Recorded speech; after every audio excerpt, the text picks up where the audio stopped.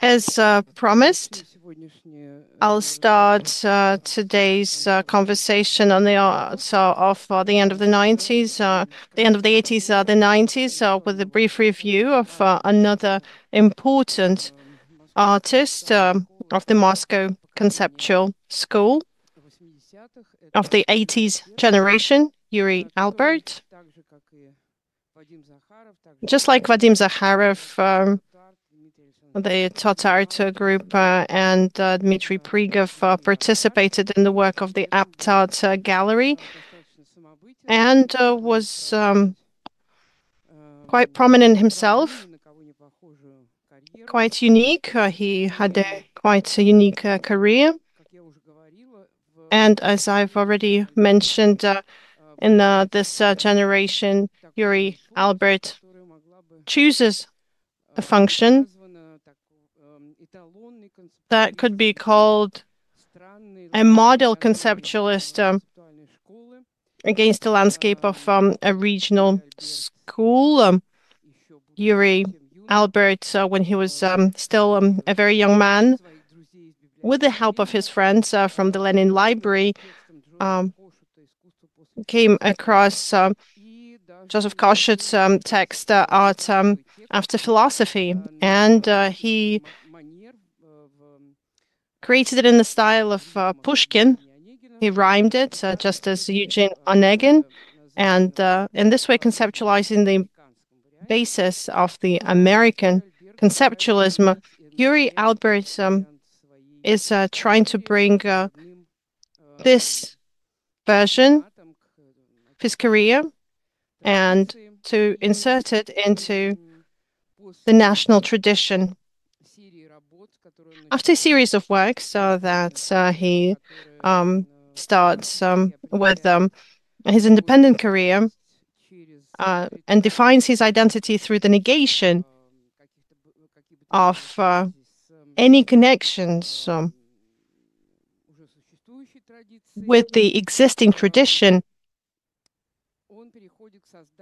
he moves on to creating a series of the so-called textual paintings, narrative paintings, where quite literally he conveys the content of a possible image through text, written text, one of his most famous works in the series.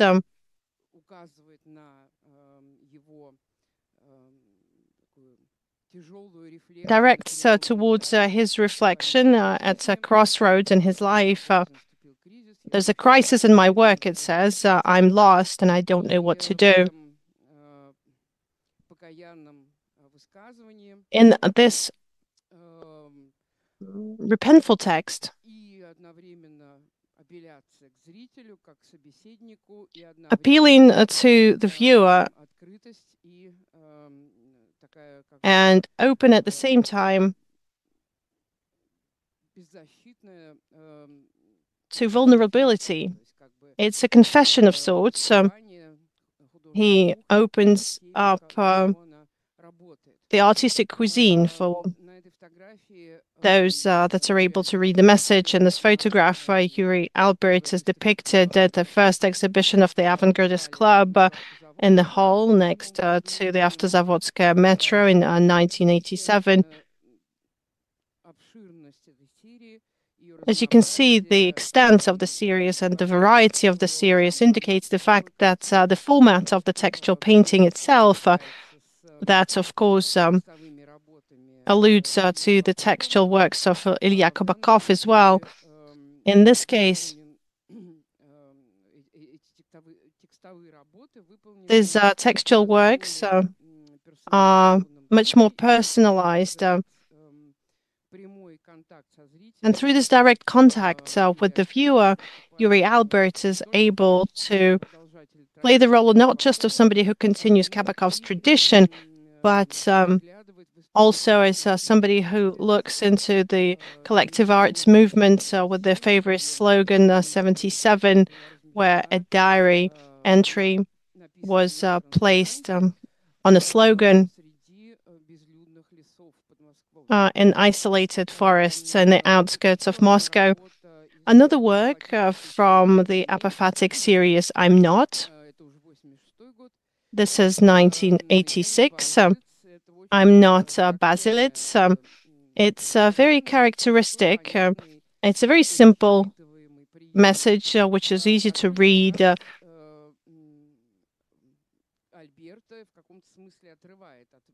And this is what makes Albert stand apart from the Kabakov movement and from Andrei Monastyrsky and the collective movement group, because here Albert looks into the essence of conceptual works, the themes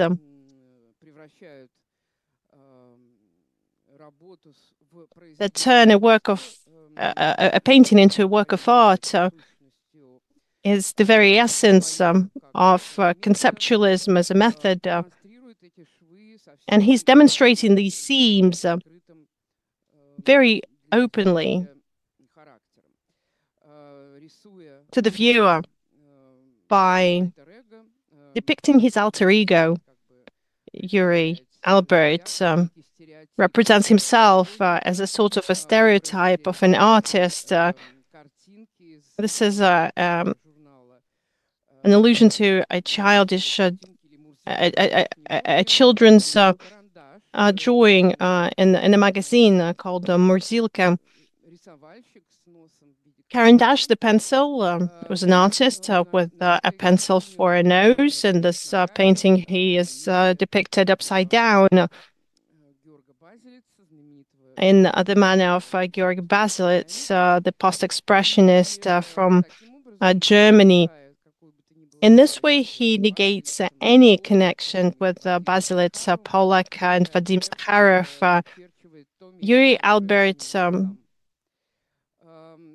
indicates to the place that he wants to occupy himself. His works from the end of the 1980s formulate a very simple method. He is editing classical images from world modernism and simple themes that are easy to understand seemingly by everyone, almost childlike. No subtext, no hidden meaning, no sophisticated interpretations to be found here. Who's afraid of red, yellow, and blue in this painting? He rephrases the famous work by Barrett Newman, who depicts three color dimensions of the primary colors. Red, blue, and yellow. As Barnett Newman, who is similar to Alexander Rodchenko, Albert also picks up this topic and directs it towards a pure concept by depicting every color through a symbol related to it. With the perestroika, the artists receive more opportunities for the technical implementation of complex works. The first free funds and means from the sale of paintings to foreign dealers or gallery owners. And this is what enables them, as I've already mentioned, it helps the artist to move to a larger scale and to previously inaccessible technologies. One of the main works in the series from 1987, which is called Elite Democratic Art. There are 5-stage photographs, black and white. This was something quite hard to do in the Soviet times. This is art for the deaf and numb in sign language. Albert pronounces the famous phrase that was pronounced by all the critics in the Soviet Union, which seemed to be something that was very basic for critics. So, what did the painter want to say? Well, he said exactly what he wanted to say. Through developing this thought that art should be accessible to all in the series, Albert creates works for the blind. The same text written in Braille, art for sailors, the same phrase written with the help of signal flags painted on a canvas in the same series. There was work for typists with the same phrase written in typeset. Art for the blind is something that Albert comes back to at multiple times throughout his creative biography. The method used here by Yuri Albert by holding a performance at an exhibition, he invites the viewers to blindfold themselves and to get a feel for what it's like to be a sight-deprived person, to see what visuality is like if you can't actually see the works of art. In these small canvases covered in Braille, Yuri Albert placed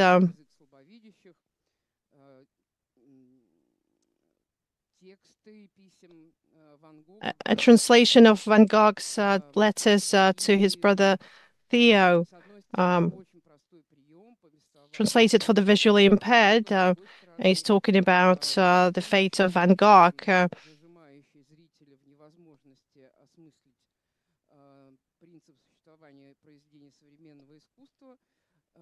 And at the same time, when you're deprived of vision, the viewer is offered to read a text that they can't read. They are tied in an impasse, and the tactile feelings don't open up the meanings that are hidden in the text of the great artist. Another work it has to do with the impossibility of consuming art with the help of vision. It's an attempt to depict oneself with eyes tied. So he's blindfolded and he's placing a mirror that he's supposed to be looking into. And through feeling that he has no access to, he's trying to create a self-portrait. And of course, he ends up failing. In the 2000s, Yuri Albert becomes a participant of a group called Cupid, created through the efforts of his old friends from the end of 70s and the 80s. Victor Skersis, ex-participants of the Nest, and Z participants, and Andrei Filipov. In one way or another, they were both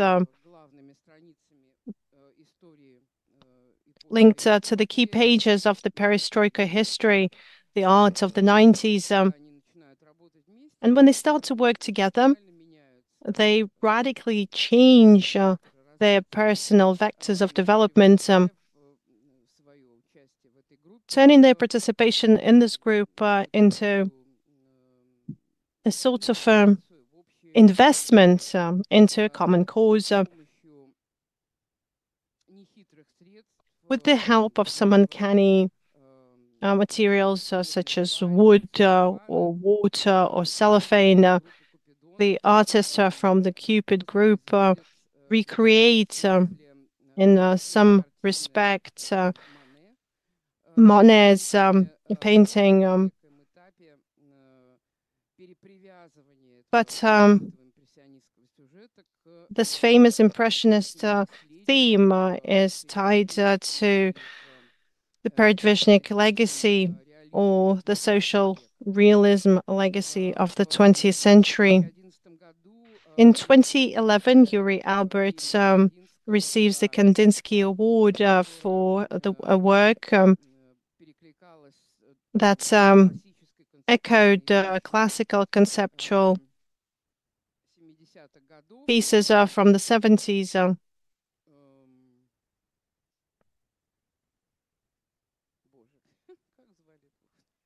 Goodness, I forgot the name of the artist. My apologies.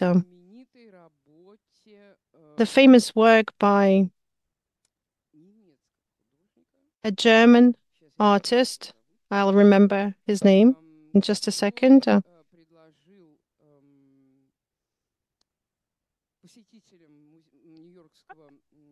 Who suggested that the visitors of the New York Museum answer a number of questions, and in this way he was trying to undermine the corrupted institutionalist scene of New York.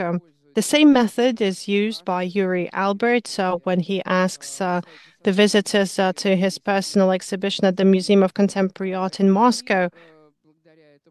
And thanks to this questionnaire, he's able to reveal some acute problems that have to do with the development of contemporary national art. The exhibition itself was surprisingly concurrent to the artistic strategy of Albert at the opening of the exhibition when the viewers came during the vernissage day to the showing. They were met by empty walls with textual descriptions describing what would appear in each of the halls throughout the entire exhibition period. Some works would be added in the process of the functioning of the exhibition. The Cupid group still exists to this day. Well, it's existed till very recently. Very recently, one of the members, Andrei Filipov, passed away. In the 2000s, 2010s, they were very active in Russia and beyond. For instance, they were trying to recreate other artistic feats. The King of the Mountain project involved the Cupid group going to the south of France in order to imitate Cézanne and to endlessly paint the St. Victoria Mount, rendering the post-impressionist legacy more relevant. And centuries later, they were demonstrating the possibilities of pure art that is now evolving in the postmodernist times where everything has been already mastered, the geography of art, and all that is left is to quote the works that had already been created.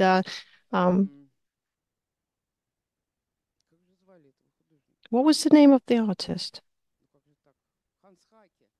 Hans Hackey. Oh, goodness. Slipped my mind. Hans Hackey.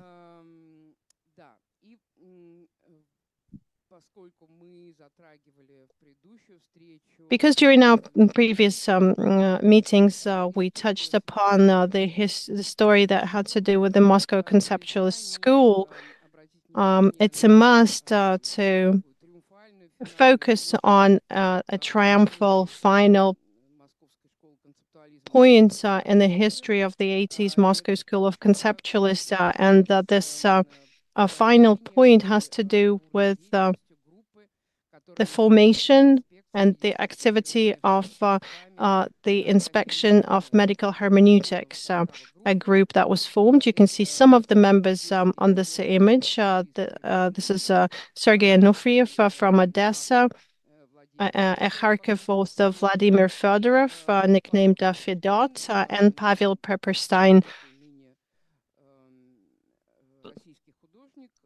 a now famous Russian artist, also known as the son of our beloved conceptualist painter Viktor Pivovarov.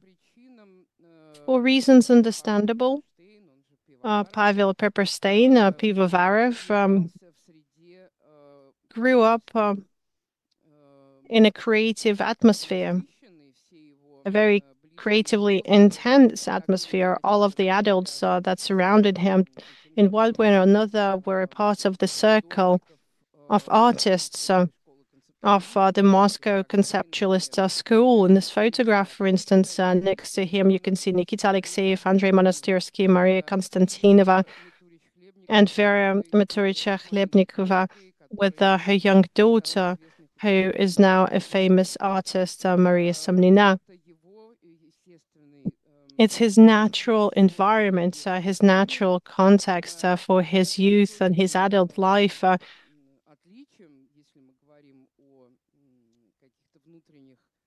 If we talk about internal circumstances of his biography, what makes him stand out is the fact that in 82 his father moves permanently to Czechoslovakia, and Pavel moves as well, together with his father, where he continues to go to school and he graduates from the art academy.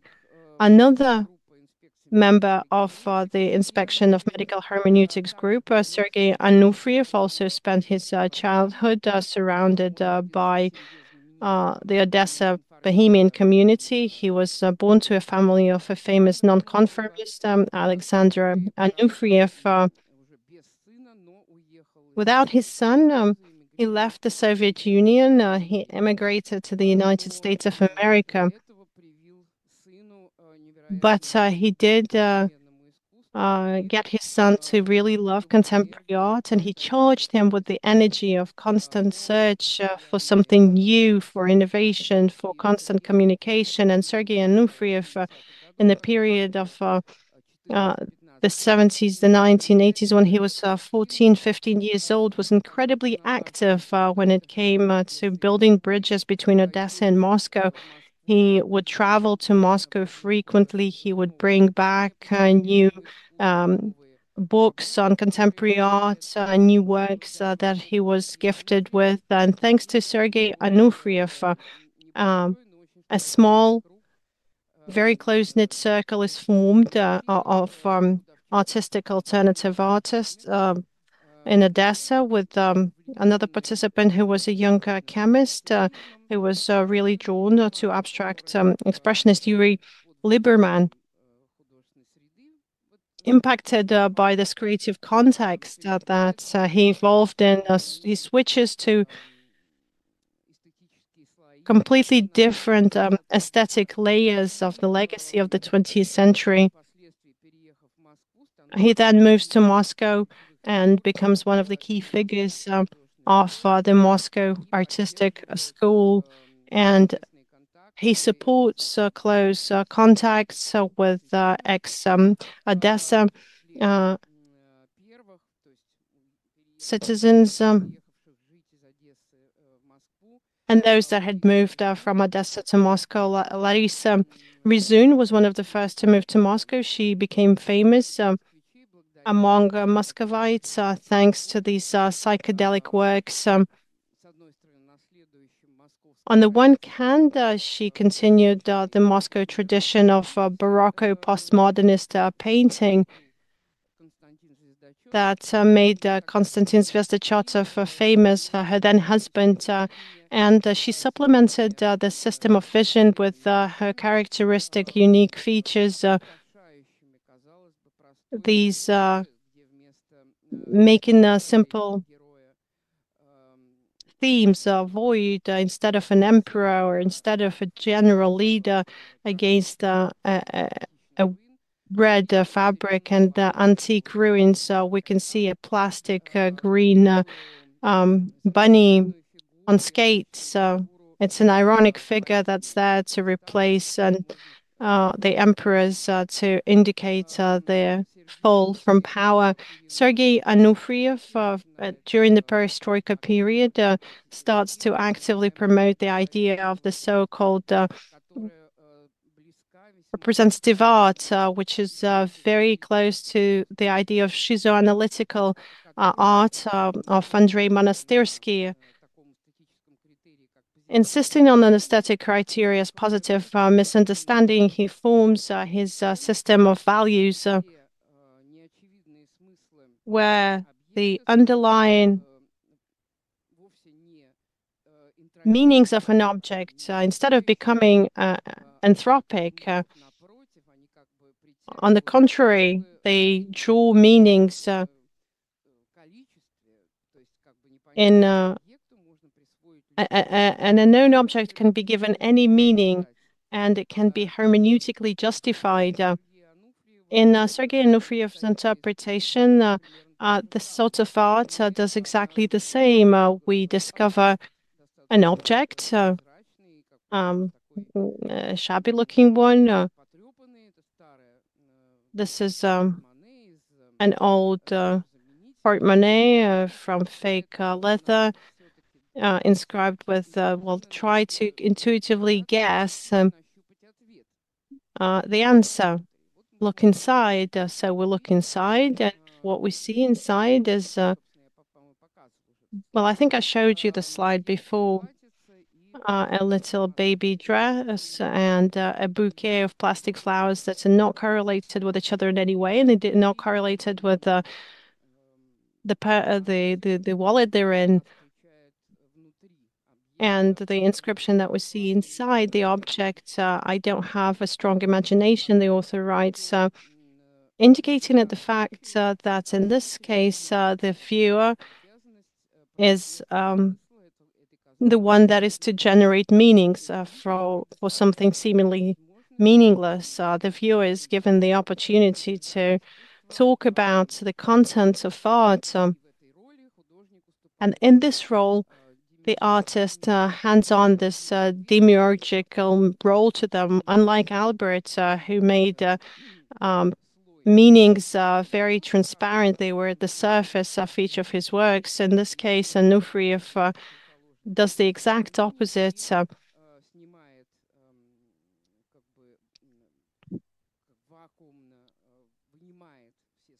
And he vacuums all of the possible meanings out of this artistic object, and the meanings are introduced through interaction with the viewer. In 1987, when it becomes possible for underground artists to come to the surface, come to the fore, and to start contacting with the wider audience, they create a club of avant-garde artists, and they lease a hall for their exhibitions in the Vostochny Street, not far from the Avtozavodskaya metro station in Moscow at this first exhibition, with 5 iterations included. It brought together Onufriev and Lieberman as solo artists.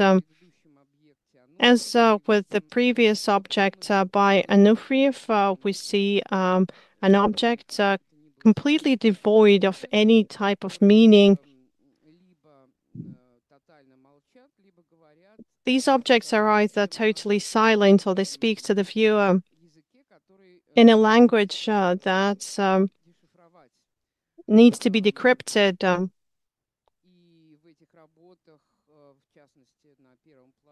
In these works, we can see Lieberman's text, which confuses us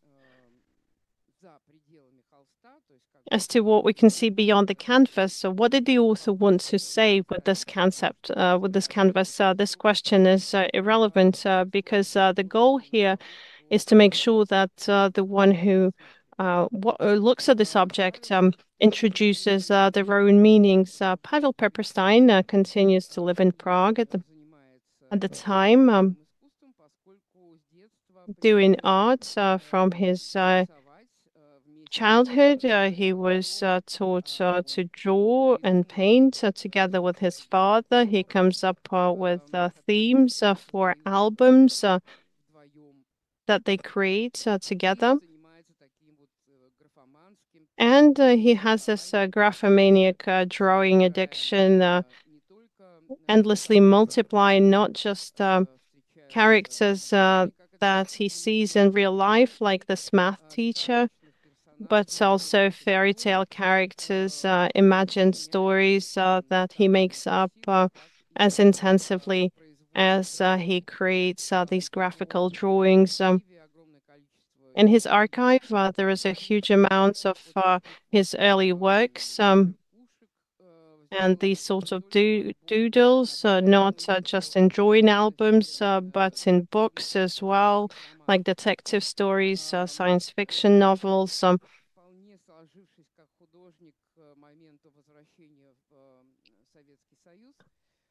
A formed artist by the time he comes back to the Soviet Union. Pavel Pepperstein is open to new searches for new meanings to figure out contemporary art in the context of the perestroika.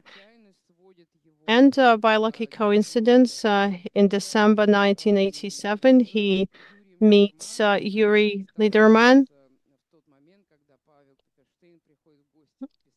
Pavel Pepperstein comes to visit writer Vladimir Sorokin, and they meet there. And this fatal meetup triggers this mechanism of contemplating what contemporary art should deal with.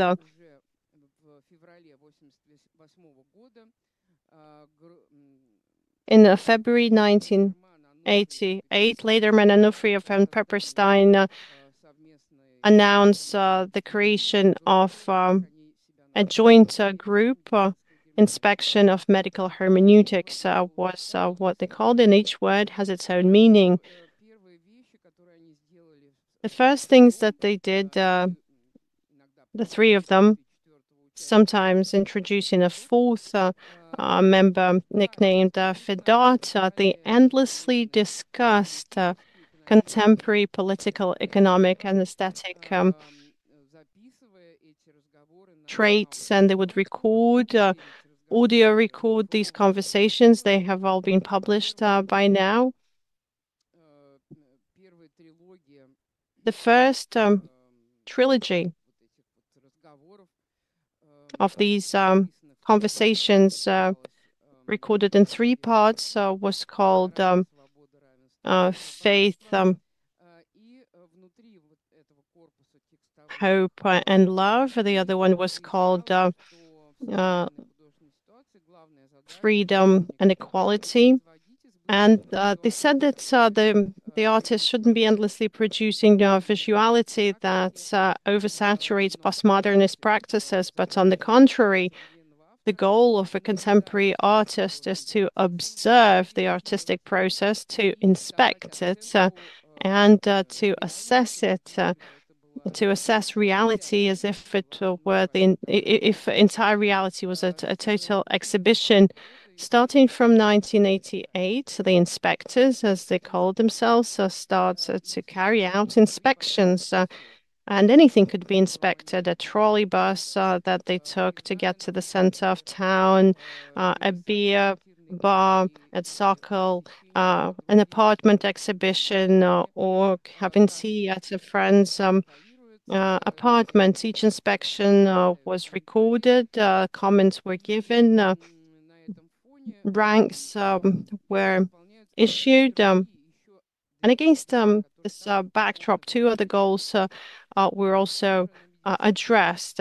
The other two words in the name of the group. Why is it medical? Why medical hermeneutics? For group participants, the artistic landscape of the time was traumatized not just by the upcoming political crisis and the reevaluation of the values of the Soviet period, but also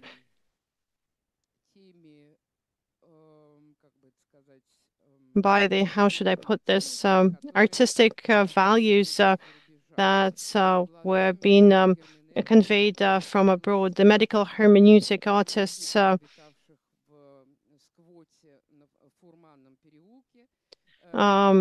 inspected the squat in Furmanov alley. Sergei Onufriev tried to describe it later on. all of the monotonous thing created a lot of visual noise and a feeling of visual oversaturation that had to be put out. And this is where therapeutic comes in. So any inspection turned into a therapeutic gesture. Hermeneutics as a method enabled them to analyze the surrounding reality and to rationalize it uh, a la schizoanalysis by Andrei Monastersky, where reality is perceived as pure text that can be interpreted differently. In this triad, inspection, therapy, and hermeneutic analysis is what served as the basis for this group. In 1988, at the summer exhibition of the Avant-Garde Artists Club, they exhibited their paintings and their objects to, oh, sorry, seem to have mixed up the slides.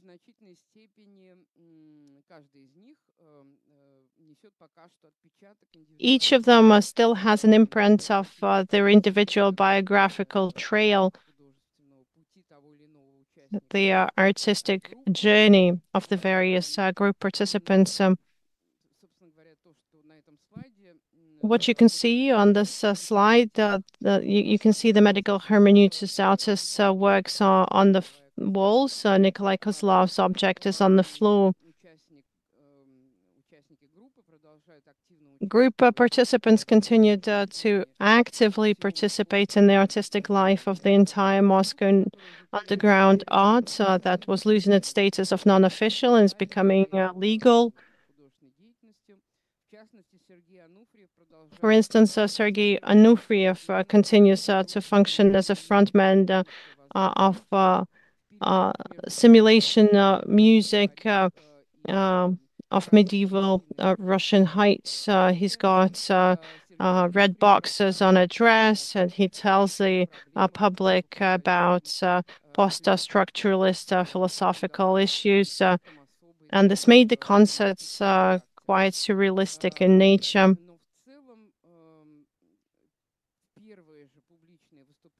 The first public presentation by the group participants came up with various terminological rows, the medical hermeneutics basics, in the analytical efforts to rationalize contemporary Russian reality and contemporary art, they needed to create their own terms. And one of the key terms in this vocabulary, the vocabulary of the Moscow Artistic School issued in 1999 is made up, well, 70% of it are terms that were introduced by the medical hermeneutics group. One of the key aspects, one of the key points in the dictionary is figuring out what tradition they are going to belong to. And quite literally, they insisted on this sort of succession and to avoid misinterpretations. Pepperstein introduces the term of noma to mean a circle of Moscow conceptualism. It's a circle of people that create a complex of language practices. The Moscow Conceptualist School, becoming legal in the 90s, continues to be quite isolated and it's no longer reflected in classical works of Ilya Kabakov or the group Active Movements, but now in this group of medical hermeneutics. Another important term that was introduced in Pepperstein presentation made in January 1988 is the category of the unknown, a category that was tied to the metaphysical nature of an object that Onofrief referred to as representative art, the unknown that's hidden behind any sort of direct speech. In order to unravel the figure of the unknown in the activities of the hermeneutics group, the participants choose an official logo.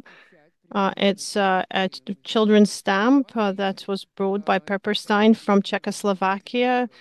It was like a rubber stamp depicting a little boy and a little girl that's walking towards the dark woods to the gingerbread house, and nobody knows what expects them there. Would it be a witch or a good wizard? The inspectors perceived that their path along this route in the bold approach to objects previously unknown in order to explain them and to insert them into a mental carpet, as they called it, that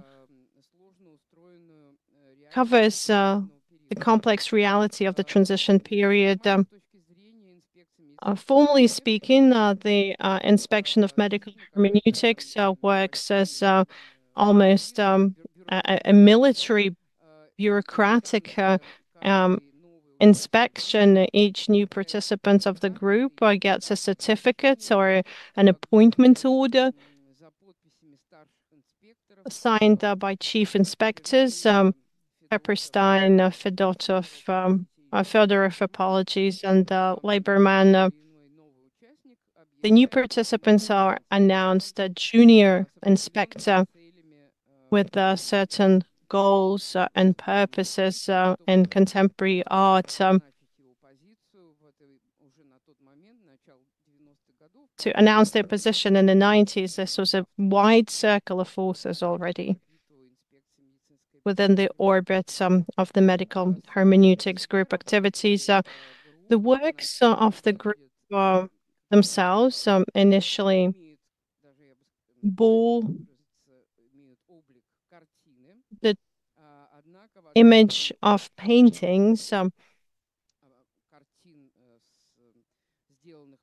Unlike paintings created in the Furmanov Alley, the Hermeneutics works look a bit more mysterious and odd. And this work, the word work written against a gold background with two hats on the corners, a female beret and a male hat. And in front of the work, called the work, there's a table with a chair upon it and a heater on top of the chair. This is a lamp, a spiral lamp, and altogether as an atmospheric installation, well, it works lighting the work in the work. A completely absurdist piece, just as the cat flying out of a little pot, turning into a 2D image from a cloud. Behind Monastyrsky, depicted an exhibition of the second exhibition of the Avant-Garde Club. We see the work of the inspection of musical hermeneutics group called the Orthodox Wooden Hut. Another key term in the vocabulary. You can see this work better here. We can see several books set at a certain distance, one from the other. What's important here is what the books are, but the most important thing, because the books will change, is the focus, the stress that the artists placed on the distance between the books, so the intertextual space that can essentially bring together several narratives into one hypertext.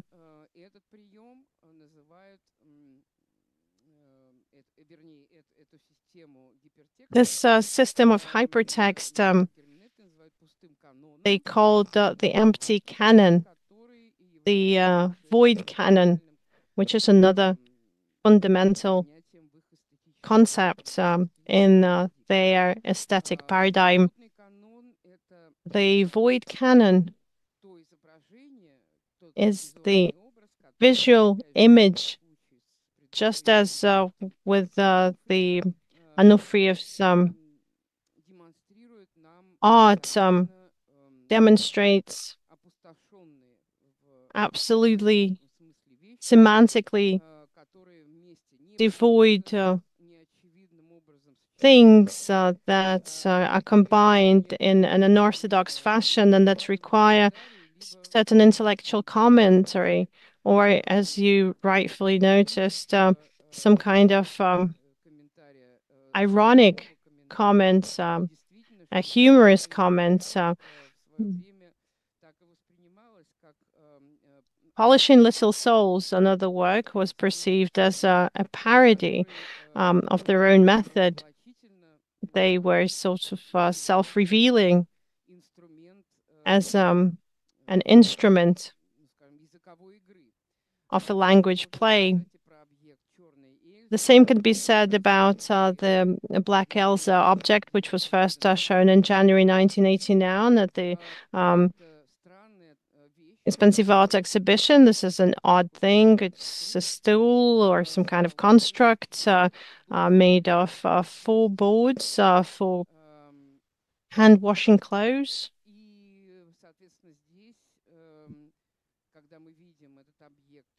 When we see this object in an exhibition space, we have 2 methods of reacting.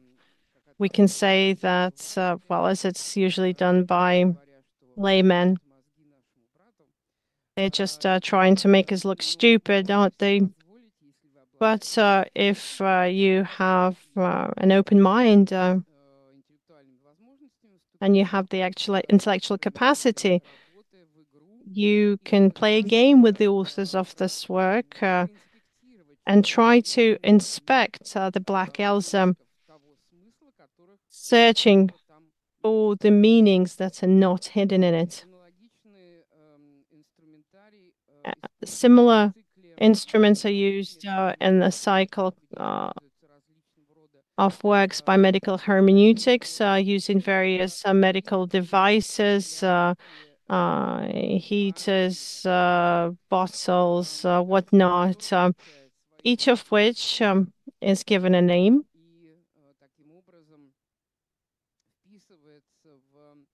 And this way they're inscribed into this universe of dysfunctional things that in their totality create a sort of an alternative universe of insane objects where meaning is hidden.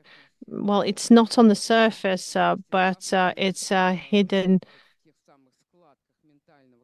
in the mental carpet folds for medical hermeneutists. Another key term was the word kolobok. This is a great illustration to the term, this dough ball. Pavel Pepperstein came up with the image of a Buddhist old boy on a tennis a ball in a cotton wool cushion in a golden box, and this eternally smiling Buddha boy, one of their incarnations, but it's too late. A huge snowball controlled by Kolobok fell onto them from above. This is a fairy tale character, a character from Russian fairy tales, similar to the gingerbread man who escapes the grandfather and the grandmother and the fox. He falls from the top and runs away. Running away from this metaphorical attempt to devour it when the artistic system demands complete transparency of message in order for the market to be able to consume, devour the image. When you're not understood, when you are hermeneutic, when you require an effort on the part of the viewer in terms of creating the meaning, meant running away, just as the gingerbread man runs away from any direct interpretations. And looking for the unknown, well, Kolobok was a path to unraveling the void canon. The endlessly intellectualized monologues of the group participants often resulted in a very acute reaction from the public, both in Russia and beyond. This is wonderfully illustrated by Nikita Alexeyev in his memoir, The Rose of Memory, 1988, as part of the Kunstart exhibition. There was a creative evening held for the medical hermeneutics group, and Anufried Pepperstein read the text translated by a Slavist, and you can see she failed to convey the complexity of it.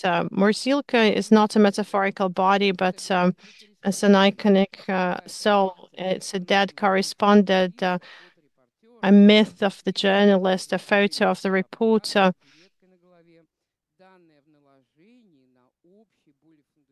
Held against a more fundamental myth of the fluffy. In these texts, of course, you would find an element of irony, and at the same time, you would also find an element of passionate juggling of meanings. For instance, in our open archive that you can turn to at the Garage Museum, there are comments to the work In Search of a Trophy, which is exhibited on the second floor. And this virtuoso grasp of contemporary philosophical constructs and the etymology of the Russian language were really hard to grasp, both for the translators and the curators. I remember one of the flash art reactions to one of the first installations of the group called Switzerland and Medicine, and the author of the article was astounded by the fact that he couldn't figure out anything of what the organizers presented through visually trying to understand through the comments. He understood nothing, translated into German. In 1991, Yuri Lederman leaves the group. He starts his solo career, but the story of the group doesn't end at this. Anufried, Pepperstein, and Fedorov continue to develop the key conceptual muscles and create not individual objects, but huge installation works.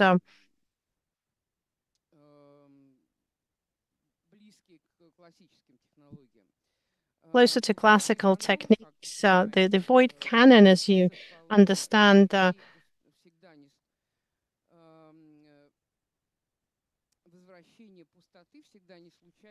comeback of the void to the not always void space, as with the Kiev field, where the actions of the collective actions movement were held. I was quoting Andrei Monastyrsky just now. To quote from his article, The Seven Photographs, that was an attempt to interpret the seven photographs of the collective actions group where nothing happens. These are photographs of an empty Kiev Vagarska field, but the emptiness of the field is not random. Something is happening beyond the framework of the photograph. Something is happening beyond the field of visibility. This is where the void action takes place. And this non-random voidness, emptiness for the medical hermeneutist is just as important as intense visual representations of various thoughts and ideas. A series emerges from this idea called the empty icons. Compositions of our Orthodox icons are represented in a strange form, in a strange interpretation. You won't see a saint in any of these icons. Instead, what we see is wonderful architectural views or naturescapes created with the method of reverse perspective. But the place of the saints is always empty. For medical hermeneutics, with its iconoclastic urges, it's important to focus on the magnetism of the void, and it makes the void more meaningful than directly recreated meanings in the works of contemporary artists. Starting from 1991, they go into a stage when medical hermeneutic artists move from 2D creations to creating 3D creations, big installation works. One of the first works in the series was called The Deep Room. In 1992, it was created to scale. This is a darkened space, fully covered with red velvet, where we can see some elements of furniture covered in red.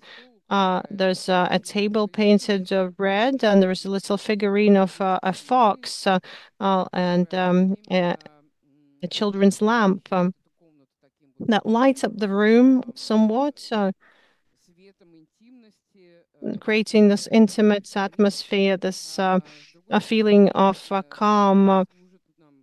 And that on the other hand, it's an internal reference between the aesthetics of children's illustrations of the Moscow conceptualist artists, with their endless gnomes and foxes and caves. For the Moscow conceptualist school, these weren't just illustrations for children's books, but a metaphor of their own existence in the cozy caves of their workshops, surrounded by their friends and allies, isolated from the big dangerous world in their not even ivory tower, but as Andrew Solomon said, in an irony tower. This work reveals another important trait in the works of medical hermeneutic artists. They often reference children's experience, infantile experience, if you will, that adults often go through. The toy world of the children's consciousness that can be filled with nightmares and at the same time enlightened fairy tale stories. The question of the trophy, another work recreated in our museum space, demonstrates this hermeneutic world, the hermeneutic world of childhood. A toy car in this cocoon of fabric it can be perceived as a monster trying to rip through the sheets. And this is just one of the possible interpretations of the work. What it manifests first and foremost is the category that I mentioned at the beginning, the category of the unknown, one of the fundamental categories for the group. Another infantile creation, well, infantile in parentheses, is the so-called Amber Room. The main exhibition, the main part of this exhibition are two huge balls with the same face as we saw earlier, of the little old Buddha. Closing the eyes, he has this dreamy smile on his face, going into this cotton wool of completely safe discourse, absolutely no targeting any direct contact with the audience. As part of the 2014 exhibition, performance in Russia, the cartography of history, we tried to explore this action, which has moved from body to language when a performance is created through speaking rather than through physical action. At the beginning of the 2000s, the group falls apart and each of the authors continues on their solo journey in art. Yuri Lederman goes back to abstract expressionism. Sergei Anufriev continues to work on creating graphical works inspired by the 80s. Pavel Pepperstein becomes one of the fundamental figures of the Moscow scene of the 2000s. In a Fisher, they write about him. These popular magazines, he becomes a cult figure of sorts for the Moscow Bohemian circle.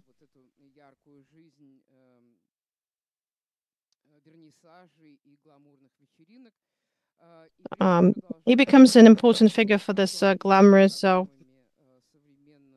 world of parties. And he becomes a key figure not just for contemporary art, but for contemporary geopolitics as well. He sees it as something very complex, something very complicated in terms of the place that Russia occupies in the global context, and the way Russia perceives itself and is perceived from beyond. This is the topic that is tackled by the project called the City of Russia.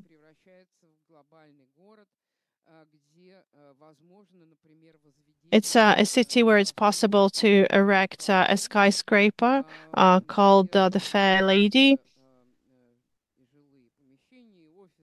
with offices and people can live under the skirt of this beautiful lady.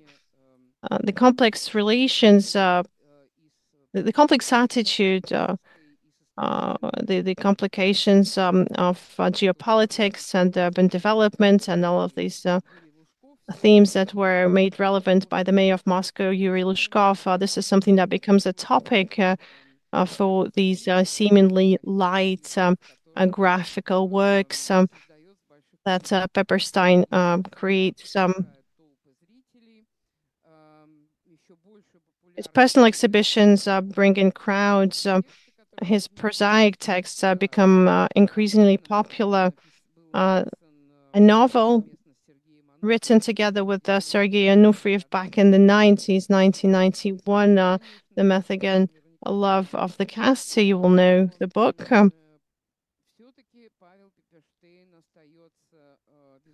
Is something that he's inspired by, but he continues to remain a visual artist for whom the world, in terms of its political system and its psychogeographical nature and as an ecological sphere, is just the outer cover that can be changed. It can be cased off, it can be closed off, and then the political status and the economic position and all of the underlying meanings of various oppositions in the contemporary world are either dissolved or killed by a laugh explosion.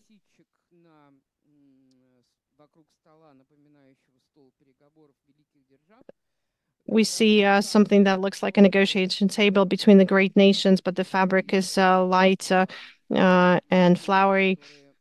politicians are just like children that got to serious power in their careers.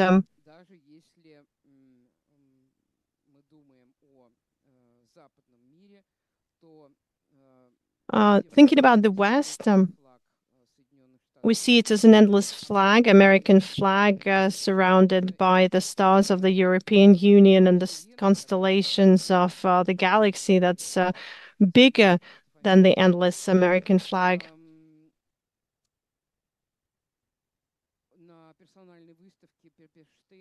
At Pepperstein's personal exhibition at the Garage Museum in 2018, the artist showed a work that was conceptualized, conceived jointly with various inspectors of the medical hermeneutic group. This is the Sleeping Beauty, an installation that the medical hermeneutics group proposed for the Russian pavilion in 2001. It was participating in the competition, but they didn't make it. It had to be a room with a sterile white light, with a crystal coffin in the center, with the body of our great leader Vladimir Lenin, who continues to lie in the mausoleum in the center of Moscow.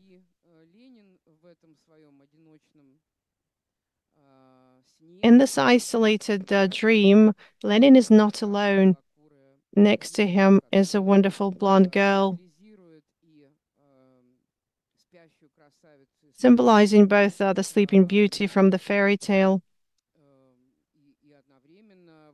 and at the same time she incarnates the spirit of the country that chose this difficult path between West and East, where the Buddha boy's dream sleep does not mean the lack of life, but indicates its internal intensity instead. At this, I guess we're going to wrap up for today. It wasn't an easy topic to tackle. Perhaps you have some questions.